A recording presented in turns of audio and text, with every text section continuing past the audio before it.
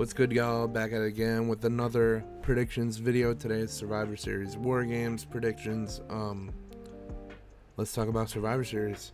I'm extremely excited for this card here. All right, so we got Intercontinental Championship triple threat match: Braun Breaker, Sheamus, and Ludwig Kaiser. I think Braun Breaker retains here. He's on a roll right now. I don't think it's Sheamus's time. I think he will capture the title at WrestleMania 41, but today is just not the day. I think he's due for a huge WrestleMania moment. I don't think he's had a WrestleMania moment since bro kicking Daniel Bryan and winning the title in like 20 seconds. I think that was his last big WrestleMania moment. So I think they're saving the IC title win for WrestleMania.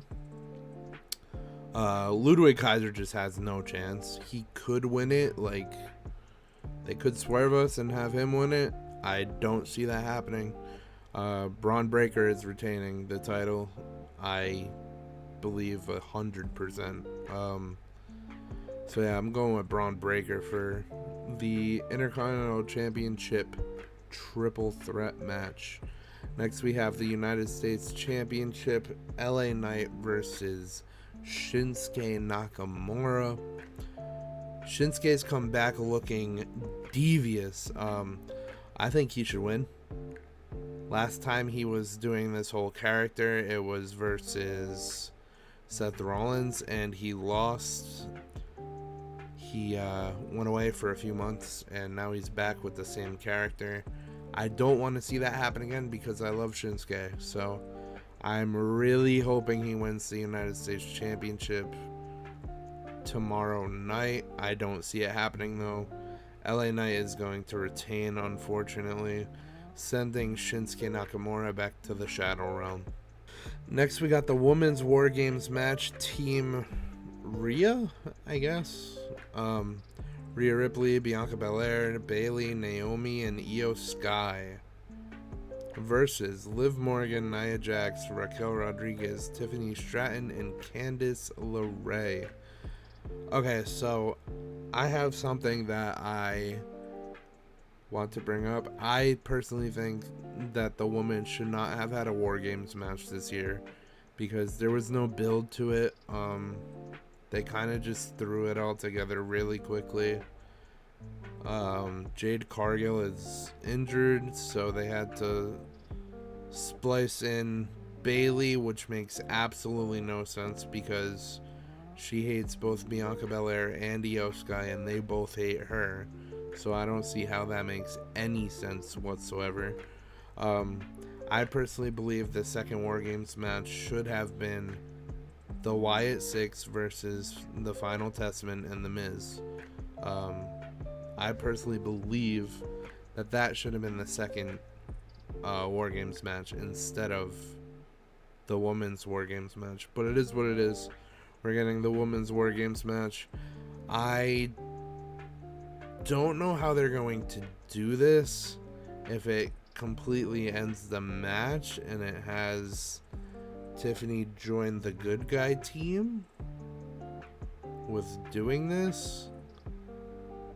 So I think Tiffany Stratton is going to cash in her Money in the Bank mid War Games match on Nia Jax. They teased this last year with Damian Priest. I think they're going to try to pull the trigger with Tiffany Stratton this year at War Games. I don't know how they would do it though.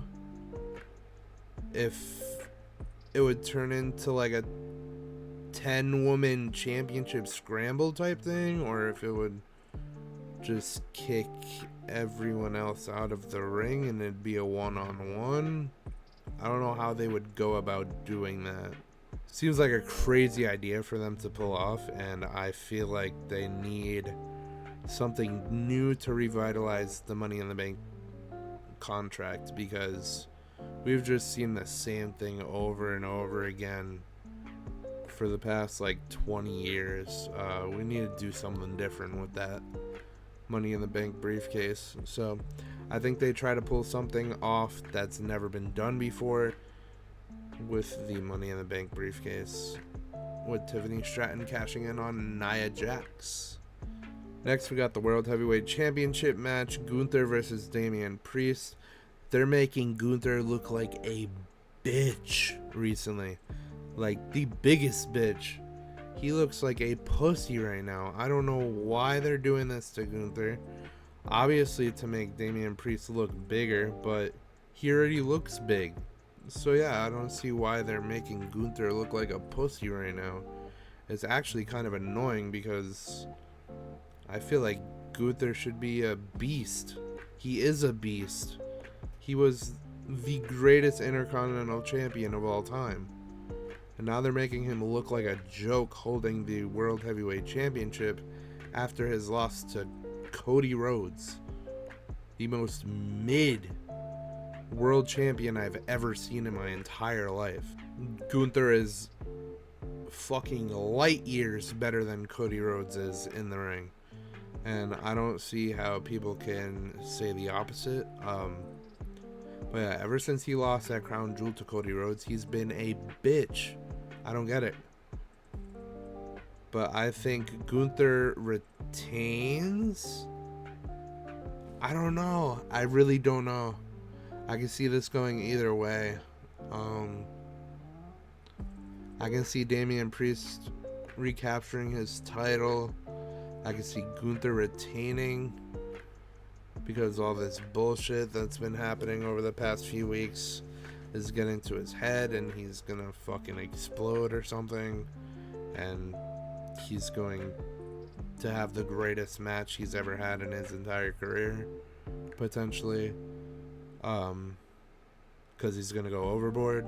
I don't know what they're gonna do here. I'm just gonna go Gunther as a safe bet, but I do see Damian Priest recapturing the title personally. I just think Gunther's gonna win though.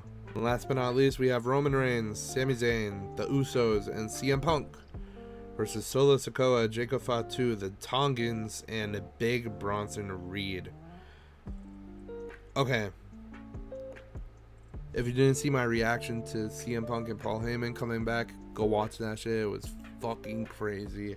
I was so fucking hyped. I felt like I was 11 years old again. I'm not gonna lie. That was amazing. That was one of the greatest moments of the year. So with that being said, during the segment,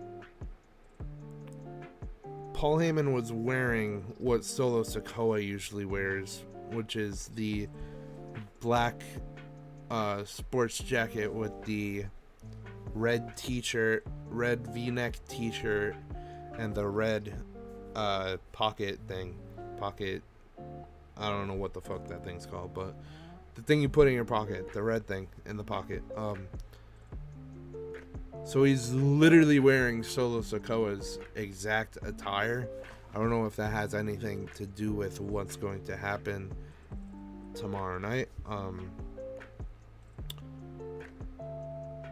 But we saw Paul Heyman wink at Jimmy Uso, and Jimmy Uso give him a nod. I'm not sure what's going on here. Maybe that wink and nod meant that the Usos, Sami Zayn, and CM Punk will all be turning on Roman Reigns, helping the new bloodline get the win. Or maybe that just means Sami Zayn and the Usos turn on CM Punk and Roman. Or maybe that means just the Usos turn on them. I don't know what's going on in this match. I do think The Rock is showing up at the end, potentially. There could be Seth Rollins interference as well. I can see Seth Rollins coming out and stomping CM Punk and Bronson Reed. I don't know. I can definitely see that happening though. Yeah, there's a lot that could happen during this match. A lot of shenanigans. I just don't know which ones are actually going to happen, or if any. But the one I'm gonna stick my guns to is the Usos, Sami Zayn, and CM Punk all turn on Roman Reigns, with direction from Paul Heyman, who is being directed by The Rock. CM Punk does not know Paul Heyman is being directed by The Rock, which is why he goes along with it. If he didn't know, he wouldn't go along with it. So he just thinks it's Paul Heyman's idea, but it's really The Rock's idea. And then The Rock reveals himself at the end of the show. Maybe this can lead to Rock Roman at WrestleMania. Yeah, I really don't know what's going to happen, but to put a prediction on this, I'm going to say the New Bloodline wins with some type of shenanigans. Maybe CM Punk, the Usos, and Sami Zayn all turn on Roman and help the New Bloodline win. Maybe Seth Rollins comes out and stomps CM Punk, leading to a pinfall for the New Bloodline over CM Punk. Maybe that leads to CM Punk versus Seth Rollins in the future. There's a lot of stuff that can happen during this match, and I'm ready for anything that does happen. I'm extremely excited for this match, and you guys should be too. It's going to be a banger. I will be live tomorrow with my reactions during the show. If you guys want to come along for that, it'd be greatly appreciated. I'll see you guys then. Thank you guys for watching this predictions video. I'll see you guys tomorrow. Peace.